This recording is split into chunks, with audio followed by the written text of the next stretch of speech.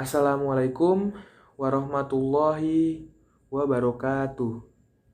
Selamat pagi, perkenalkan nama saya Haikal Fanza, absen 15 dari kelas 12 akuntansi 2. Kali ini saya akan menyampaikan salah satu kasus korupsi yang baru-baru ini terjadi, yaitu kasus korupsi dana bansos oleh mantan Menteri Sosial Juliari Batubara.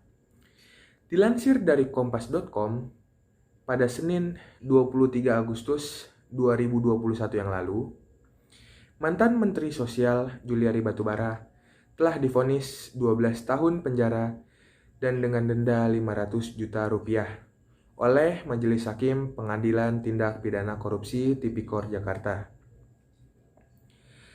Karena Juliari Batubara telah terbukti secara sah dan meyakinkan melanggar pasal 12 huruf A Undang-Undang Republik Indonesia nomor 31 tahun 1999 tentang pemberantasan tindak pidana korupsi, sebagaimana diubah dalam Undang-Undang Republik Indonesia nomor 20 tahun 2001. Selain itu, Juliari Batubara dijatuhkan pidana tambahan untuk membayar uang pengganti sejumlah 14,5 miliar rupiah, serta hak politiknya untuk dipilih dicabut selama 4 tahun. Adapun vonis hakim ini lebih berat daripada tuntutan jaksa KPK, di mana jaksa KPK menuntut Juliari Batubara 11 tahun kurungan penjara dan dengan denda 500 juta rupiah, subsidiar 6 bulan kurungan. Jaksa menilai Juliari telah terbukti menerima suap dalam pengadaan paket bansos COVID-19 wilayah Jabodetabek tahun 2020 sebesar 32 miliar rupiah. Sebelumnya, Juliari Batubara meminta divonis bebas dalam perkara korupsi pengadaan paket bansos COVID-19 wilayah Jabodetabek tahun 2020. Permintaan bebas itu disampaikan Juliari saat membacakan nota pembelaan atau pledoi dalam sidang lanjutan Senin 9 Agustus 2021 yang lalu. Oleh karena itu, permohonan istri saya, permohonan kedua anak saya yang masih kecil-kecil, serta permohonan keluarga besar saya kepada Majelis Hakim yang mulia, akhirilah penderitaan kami ini dengan membebaskan saya dari segala dakwaan, ucap Juliari dari gedung KPK melalui video conference kepada Majelis Hakim Pengadilan Tipikor Jakarta. Juliari menyebutkan bahwa vonis Majelis Hakim akan sangat berdampak pada keluarganya.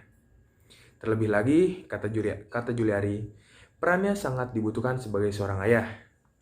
Putusan Majelis yang mulia akan teramat besar dampaknya bagi keluarga saya, terutama anak-anak saya yang masih di bawah umur dan masih sangat membutuhkan peran saya sebagai ayah mereka, tuturnya.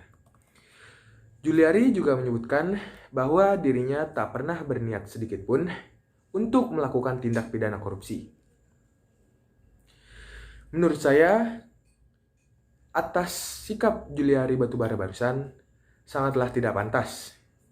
Terlebih dengan apa yang telah dia perbuatnya. Telah membuat banyak hati rakyat sakit hati. Di mana apa yang dilakukan Juliari merupakan salah satu bentuk mengkhianati kepercayaan masyarakat kepada pemerintahan yang bersih dan bebas dari korupsi, kolusi, dan nepotisme atau KKN. Dia malah meminta dibebaskan dari segala dakwaan karena merasa dirinya dan keluarganya telah cukup dihina oleh masyarakat. Menurut saya, hinaan yang didapat oleh Juliari beserta keluarganya sangat wajar. Terlebih, apa yang telah dilakukannya telah merugikan banyak orang. Pada masa pandemi seperti ini, banyak orang yang kesulitan dalam mencari penghasilan atau dalam menghidupi hidupnya. Sedangkan Juliari malah mengorupsi dana bantuan sosial yang harusnya rakyat kecil terima, yang membuat rakyat kecil makin menderita.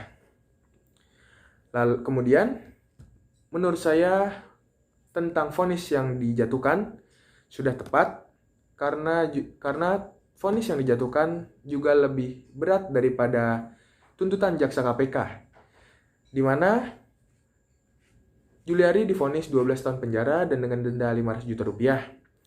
Sedangkan tuntutan jaksa KPK hanya 11 tahun penjara dan dengan denda 500 juta rupiah. Sekian dari saya, kurang lebihnya mohon maaf. Wassalamualaikum warahmatullahi wabarakatuh.